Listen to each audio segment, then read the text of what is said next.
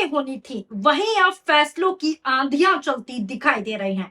4 बड़े फैसले सीएम शुभेंदु अधिकारी ने बंगाल की सरजमी पर ले लिए हैं। बकरीद से पहले ऐसे ऐसे फैसले बंगाल सरकार द्वारा लिए जा रहे हैं जिसको लेकर कई सारे बड़े बड़े सवाल उठ रहे हैं, जिन पर अब पूरे देश की नजरें टिकी हुई हैं। देश की राजनीति में इस वक्त पश्चिम बंगाल सबसे ज्यादा चर्चा का केंद्र बना हुआ है। वजह सिर्फ सरकार बदलना नहीं है, बल्कि सरकार बनने के बाद लगातार सामने आ रहे बड़े बड़े फैसले हैं और उन पर उठ रहे बड़े बड़े सवाल। बकरीद से पहले बंगाल में कुछ ऐसे फैसले और प्रशासनिक कदमों को लेकर बहस तेज हो गई है, जिसको लेकर राजनीतिक दल आमने सामने आ गए हैं। सोशल मीडिया पर तरह तरह के दावे किए जा रहे हैं। विपक्ष लगातार सरकार पर बड़े सवाल उठा रहा है और सरकार अपने फैसलों को कानून और प्रशासनिक प्रक्रिया का हिस्सा बता रही है। लेकिन इस सब के बीच सबसे ज्यादा चर्चा 4 बड़े मुद्दों को लेकर हो रही है, जो हाल ही में बकरीद से पहले शुभेंदु सरकार ने लिए हैं। सवाल उठ रहे हैं कि क्या ये 4 प्रशासनिक फैसले हैं या फिर आने वाले समय की नई राजनीतिक दिशा तय करने की कोई बड़ी प्लानिंग, क्योंकि बंगाल की राजनीति में छोटी चिंगारी भी बड़ा तूफान बनती रही है। कौन से 4 बड़े फैसले सीएम शुभेंदु अधिकारी ने लिए हैं बकरीद से पहले, सब आपको इस खबर में बारी बारी से बताऊंगी। नमस्कार, आदाब, मैं हूं आपके साथ फराह खान और आप सभी देखना शुरू कर चुके हैं पीआरबी। दोस्तों, पश्चिम बंगाल में नई सरकार बनने के बाद से लगातार अलग अलग फैसलों और घोषणाओं की चर्चा हो रही है। लगातार मैं आपको दिखा रही हूं कि बंगाल में क्या हो रहा है और अब बकरीद से पहले 4 ऐसे विषय चर्चा में आ गए हैं जिन पर राजनीतिक माहौल पूरी तरीके से गर्म दिखाई दे रहा है। सरकार अपनी बात रख रही है और विपक्ष अपने सवाल पूछ रहा है, लेकिन जनता के बीच भी इन मुद्दों पर काफी चर्चाएं देखने को मिल रही हैं।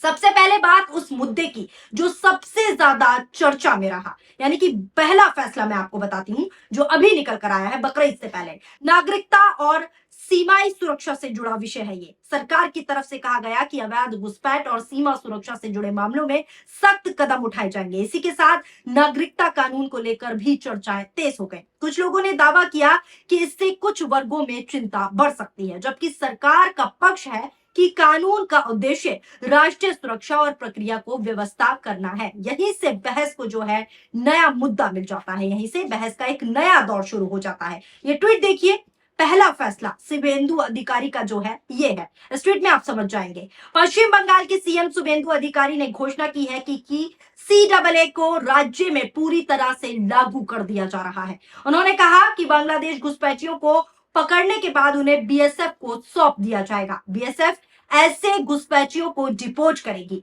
सीएम ने कहा कि पिछली सरकार ने CAA का विरोध किया था। हमने 20 मई से इस कानून को लागू कर दिया है। CAA के अनुसार 6 समुदाय या धर्मों के लोगों को नागरिकता मिलेगी। जो लोग इसके दायरे में नहीं आएंगे उन्हें राज्य की पुलिस द्वारा गिरफ्तार किया जाएगा, उन्हें BSF के हवाले कर दिया जाएगा। BSF उन्हें वापस भेजने की व्यवस्था करेगी। नागरिकता कानून के तहत आने वाले समुदाय में हिंदू, मुस्लिम, बौद्ध, जैन, पारसी और ईसाई शामिल है। मुख्यमंत्री ने कहा कि जो लोग इस कानून के तहत नहीं आते उन्हें घुसपैठिया माना जाएगा। ये बड़ा फैसला, पहला फैसला बकरीद से पहले लिया गया है। विपक्षी दलों का कहना है कि ऐसे संवेदनशील मुद्दों पर लोगों के बीच भ्रम और डर की स्थिति नहीं बनानी चाहिए। वहीं दूसरी तरफ सरकार समर्थकों का कहना है कि कानून अपने नियमों के हिसाब से लागू होता है और किसी भी कार्रवाई का आधार दस्तावेज और प्रक्रिया होती है। यही कारण है कि नागरिकता और सुरक्षा का यह मुद्दा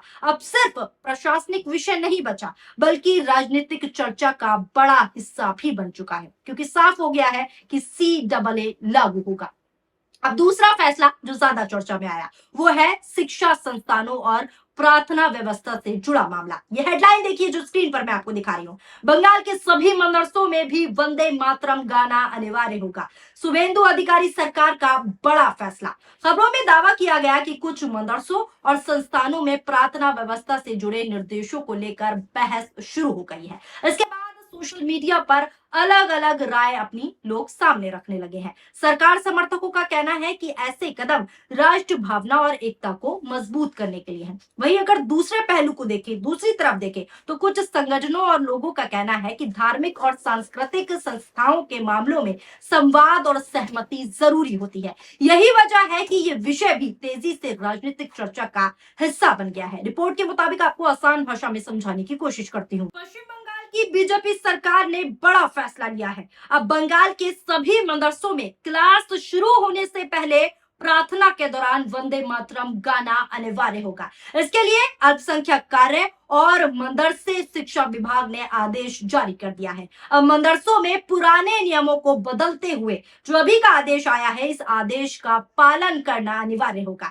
ये नया नियम सरकारी मॉडल मदरसे, इंग्लिश मीडियम से लेकर सभी सहायता प्राप्त और गैर सहायता प्राप्त मदरसों पर समान रूप से लागू होगा। यानी वंदे मातरम सुबह की प्रेयर में सबसे पहले शुरू होगा। इससे पहले मुख्यमंत्री शुभेंदु अधिकारी सरकार ने 24 मई 2026 को स्कूल शिक्षा विभाग के तहत आने वाले सभी सरकारी और सहायता प्राप्त स्कूलों में वंदे मातरम को अनिवार्य किया था। अब आपको मैं तीसरा फैसला बताती हूँ। तीसरे फैसले पर आते हैं जो सीधे शिक्षा और रोजगार से जुड़ा हुआ बताया जा रहा है।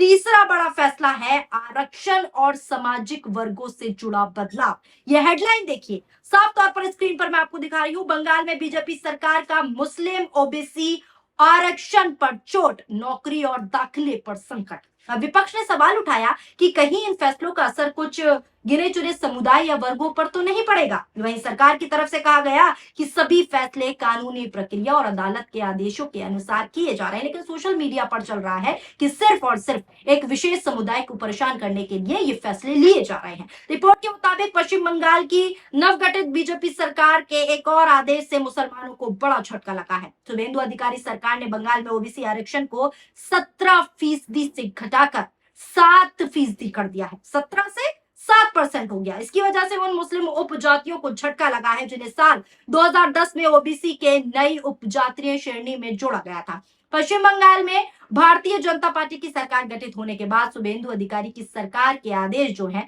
लगातार चर्चाओं में है। शुभेंदु अधिकारी सरकार के एजेंडा में कथित तौर पर मुख्य रूप से अल्पसंख्यक है। साल 2024 में शुभेंदु अधिकारी ने कहा था कि अब सबका साथ सबका विकास नहीं होगा, बल्कि जो हमारे साथ हैं हम उनके साथ ही विकास करेंगे, हम उनके साथ ही जाएंगे।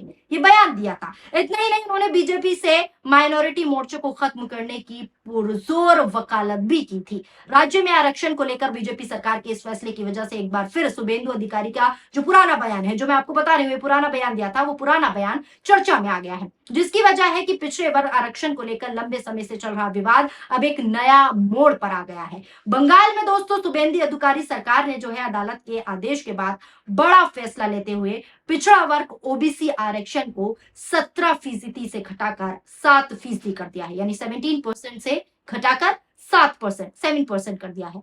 एक्सपर्ट्स का मानना है कि आरक्षण जैसे विषय हमेशा संवेदनशील होते हैं क्योंकि उनका असर सीधा हजारों नहीं बल्कि लाखों लोगों के जीवन और अवसरों पर पड़ता है। इसलिए इस तरह के विषय पर राजनीतिक चर्चा होना स्वाभाविक है। लेकिन इन मुद्दों को लेकर सही जानकारी और आधिकारिक तथ्यों को समझना भी उतना ही बेहद जरूरी माना जाता है जितने ये मुद्दे बेहद और संवेदनशील हैं।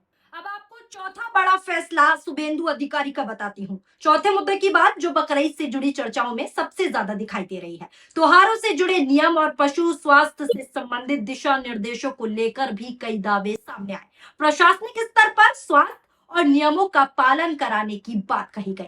पश्चिम बंगाल के मुख्यमंत्री यानी कि शुभेंदु अधिकारी की सरकार ने राज्य में बकरीद यानी कि ईद उल अजहा पर जानवरों की कुर्बानी को लेकर सख्त से सख्त नए दिशा निर्देश लागू किए हैं। नए नियमों के तहत पशु वध को विनियमित किया गया है और बिना आधिकारिक प्रमाण पत्र के जानवरों की कुर्बानी पर पश्चिम बंगाल में रोक लगाई गई है। राज्य सरकार ने West Bengal Animal Slaughter Control Act 1950 यानी कि 1950 के तहत नया नोटिफिकेशन जारी किया है। इसके अनुसार खुले में या बिना सरकारी अनुमति की कुर्बानी नहीं की जा सकती। गाय, बैल, बछड़ा और भैंस जैसे जानवरों की कुर्बानी के लिए नगर पालिका अध्यक्ष या पंचायत सभापति और सरकारी पशु चिकित्सक द्वारा संयुक्त रूप से हस्ताक्षर प्रमाण पत्र दिखाना अनिवार्य होगा, तभी आप बंगाल में कुर्बानी कर पाएंगे। ये दिशा निर्देश, ये नियम जारी हुए हैं। लेकिन इसके बाद सोशल मीडिया पर अलग अलग तरह की प्रतिक्रियाएं दोस्तों सामने आने लगी। कुछ लोगों का कहना है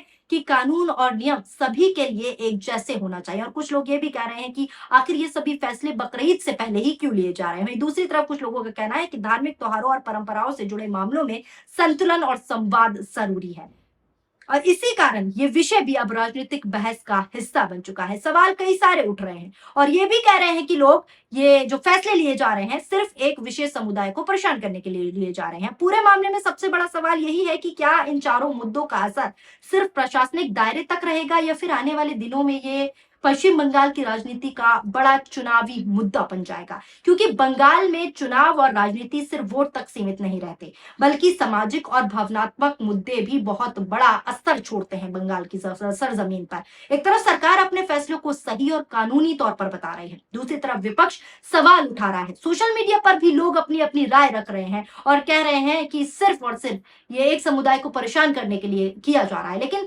हर राजनीतिक बहस के बीच सबसे जरूरी चीज यही होती है कि तथ्यों और आधिकारिक जानकारी के आधार पर बात आगे बढ़े। फिलहाल बकरीद से पहले पश्चिम बंगाल की राजनीति में उठी ये बहस और जो ये मुद्दे हैं, जो फैसले हैं, लगातार बड़े होते दिख रहे हैं। नागरिकता से लेकर शिक्षा तक, आरक्षण से लेकर त्योहारों तक, चार बड़े मुद्दों ने राजनीतिक माहौल को गर्म कर दिया है। अब आने वाले दिनों में ये देखना दिलचस्प होगा कि ये मामला सिर्फ बयानबाजी तक सीमित रहता है या फिर बंगाल की राजनीति में नया मोड़ लेकर ये फैसले आने वाले हैं। क्योंकि बंगाल की राजनीति में हर फैसला सिर्फ फैसला नहीं होता, कई बार वो नई बहस की शुरुआत भी बन जाते हैं। फिलहाल जो चार फैसले मैंने आपको एक एक करके सारे सिलसिलेवार तरीके से बताए जो शुभेंदु अधिकारी की सरकार ने ली है, आप इन चारों फैसलों को किस नजर से देखते हैं? अपनी राय कमेंट के जरिए अपनी प्रतिक्रियाओं में जरूर शामिल कीजिएगा। वीडियो पसंद आई हो तो वीडियो को लाइक कीजिए और हमारे चैनल पीआरबी को सब्सक्राइब करना ना भूलें। शुक्रिया, धन्यवाद, नमस्कार, जय हिंद, जय भारत।